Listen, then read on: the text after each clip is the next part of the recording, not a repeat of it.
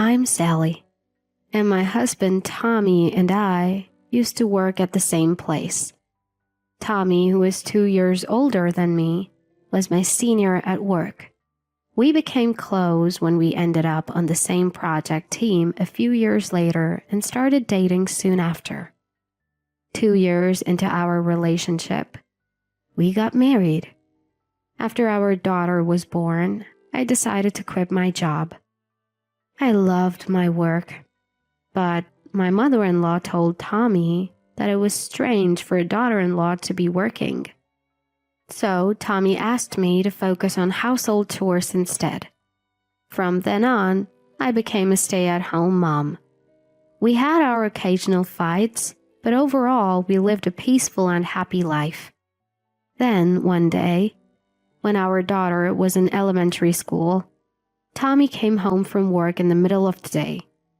This was unusual, so I asked him what happened. It happened so suddenly that I asked him what was going on, and he answered, "Not only was the job hard, but I was also being harassed by my boss, which caused me to become depressed. I consulted with a doctor at the hospital. I quit my job because someone told me I should quit." When I pressed for details, he explained, "My job was tough, and I was also facing harassment from my boss. I've been diagnosed with depression. The doctor advised me to quit, so I did." He also told me, "I don't want you to have any more contact with anyone at the company." I felt so bad for not realizing that Tommy was so traumatized. It was really heartbreaking that Tommy was in so much pain and he couldn't notice. I felt terrible for not noticing how much he was struggling. I thought it would be best for Tommy to take some time off to recover. Our income took a hit, but I believed we could manage with some budgeting and my savings from before we got married. Above all else, I thought it was important that Tommy recover mentally and be able to return to society. However, 6 months passed, and Tommy's condition didn't improve. We started using my savings to cover his medical expenses. I decided to take up a part-time job to help out. I thought that once Tommy returned to work, I could save my part-time earnings. Our daughter was now old enough to help with chores, which was a big relief. I did my best to take care of housework and work to the best of my ability so as to not burden Tommy. But Tommy's depression didn't get better. Of course, I knew it wouldn't heal that quickly. He would go to the clinic during the day and come back in the evening, only to laze around in the house. He seemed fine when talking and eating, so it was hard to tell if he was improving. I suggested trying a different clinic, but he said he was fine with the current one. "Just stay as you are," was all he said. I once saw Tommy watching TV and laughing, so I asked, "Maybe it's time to start looking for a job?" His face turned stern. "Just thinking about it makes me feel sick and nauseous," he replied. I didn't want to force him into work, especially since he's sick. But the financial strain was getting to me, and I started getting annoyed at Tommy's little comments. Even when I rushed home from my part-time job to make dinner, Tommy would sprawl on the sofa and say, "Is dinner ready yet? I'm starving."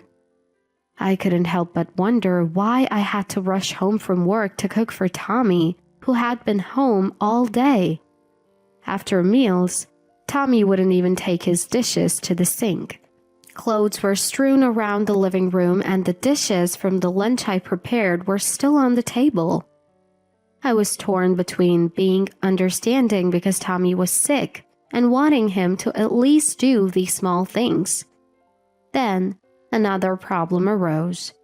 I came home from work to find my mother-in-law in the house. "What are you so surprised about? Can't I visit my own son?" she said. I quickly replied, "That's not what I meant." She continued, "Why didn't you tell me Tommy is depressed? I had no idea." Honestly, what should I say? I had doubts. I wondered, shouldn't Tommy be the one to tell her? As I sighed, she glared at me. "You're taking good care of my son, right? If you had been supportive, this wouldn't have happened. Do you understand?" She's been like this since we got married, blaming me for everything. If anything happened, it was all my fault. I was subjected to old-fashioned harassment many times. I used to visit the in-laws often, but her constant harassment made me distance myself. Tommy didn't care and let her harass me. But he also didn't mind when I wanted to distance myself from her. Her attitude of indifference worked to my advantage, and even when I told her that I wanted to leave my mother-in-law, she didn't seem to care, saying, "Well, it's fine." I was able to open it. For a while, life was peaceful. But now that Tommy is home during weekdays, mother-in-law has been coming over daily.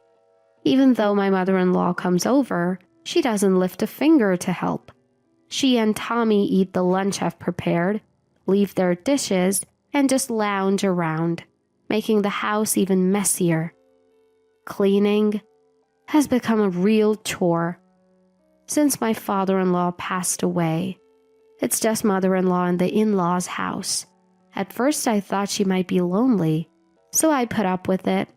But she eats dinner at our place almost every day, criticizes my cooking, and even blames me for Tommy's depression before leaving. She never contributes to groceries or brings any food. Our income is already tight, and now we have to cover her meals too. It's a tough situation. Stressed out, I decided to talk to my sister-in-law, Lucy, who lives near the in-laws' house. Lucy is the only reasonable one among them and has always stood up for me when mother-in-law was giving me a hard time. She's smart and articulate, so she can easily counter any of mother-in-law's excuses. Mother-in-law doesn't seem to like Lucy much.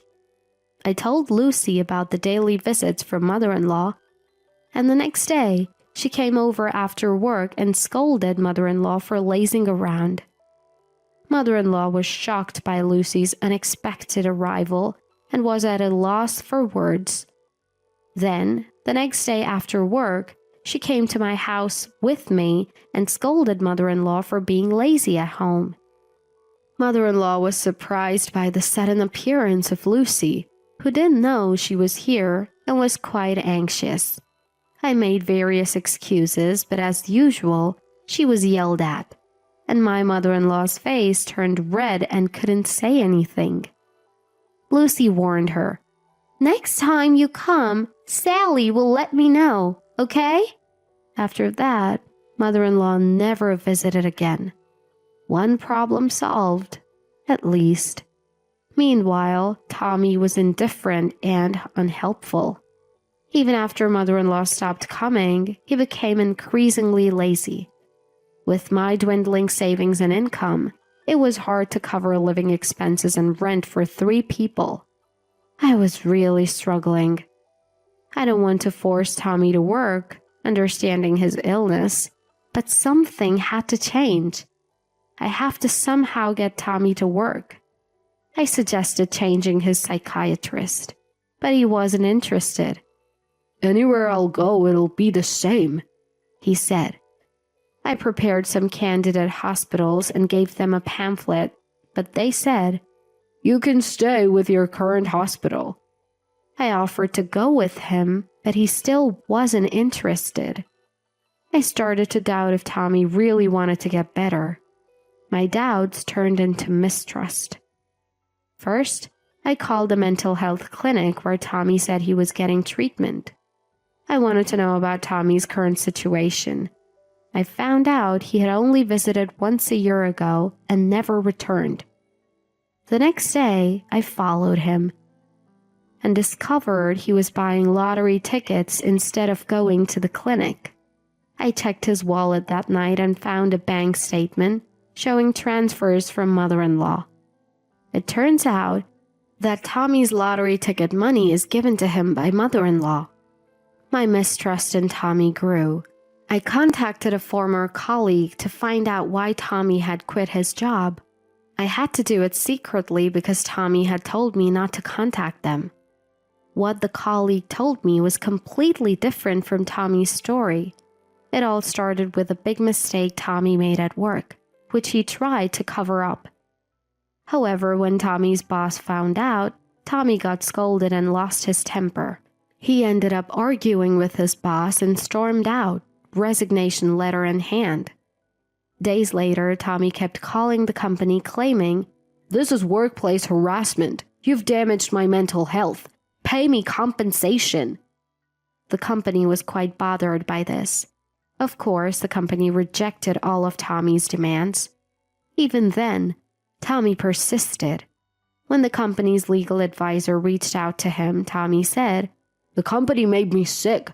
I'll get a medical certificate," and hung up. After that, he suddenly stopped contacting them. I had a hunch about what happened.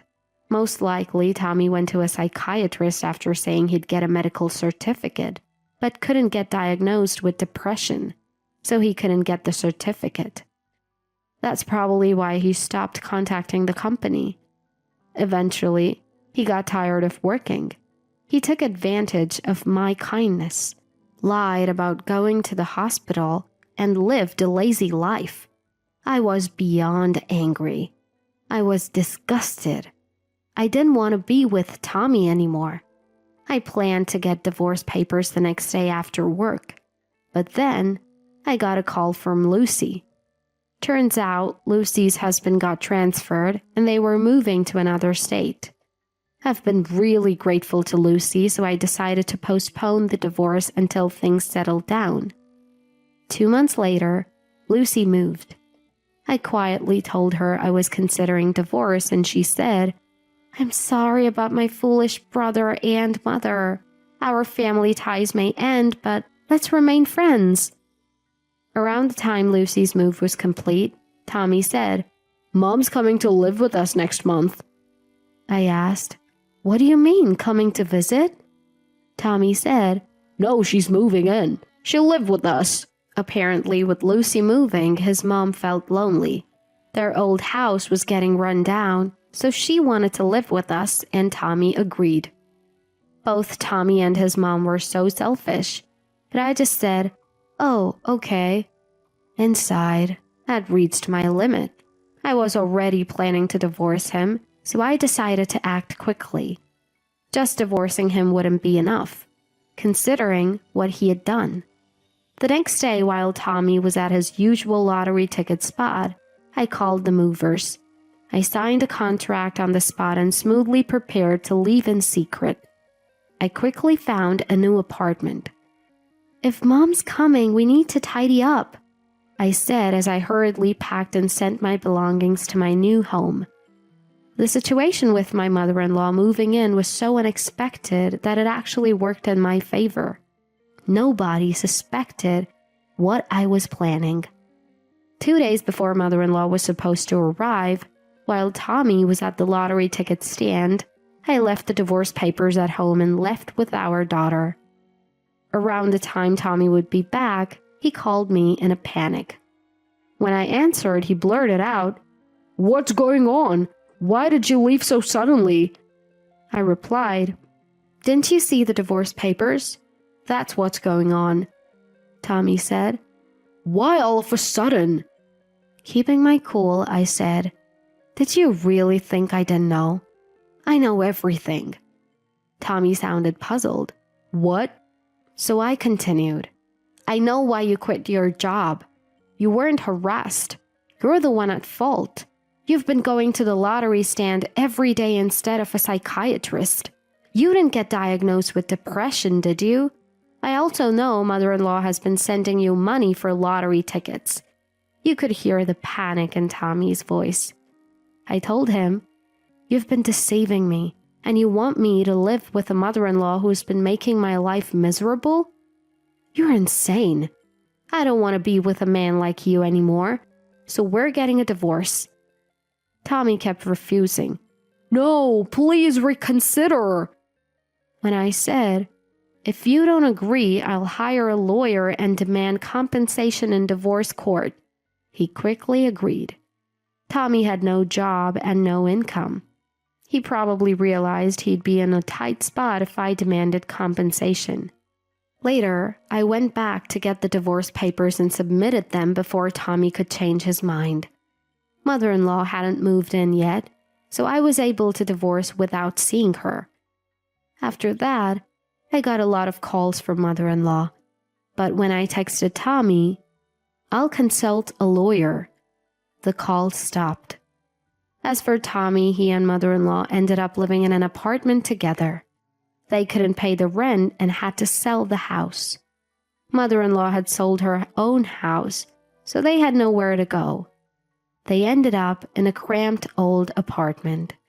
Tommy, who hadn't worked for over a year and spent all his time on lottery tickets, had no income. Mother-in-law had squandered most of her late husband's inheritance on Tommy's lottery habit, so they were forced to live on her meager pension. As for me, I started a new life with my daughter in a rented apartment. I considered moving back to my parents' house, but that would mean my daughter would have to change schools, so we moved within the same school district. At first, I was uneasy about running into Tommy or mother-in-law, but they moved away quickly, so life became worry-free. Our living expenses dropped, and I was earning more at my part-time job. I could even buy things my daughter wanted. Even at my part-time job, my hard work was appreciated, and my salary was better. So I can buy things that my daughter wants. Money isn't everything, but I feel more relaxed now. My daughter and I are living a very happy life. We've been invited to visit Lucy and her husband at their new location, so we're planning a trip.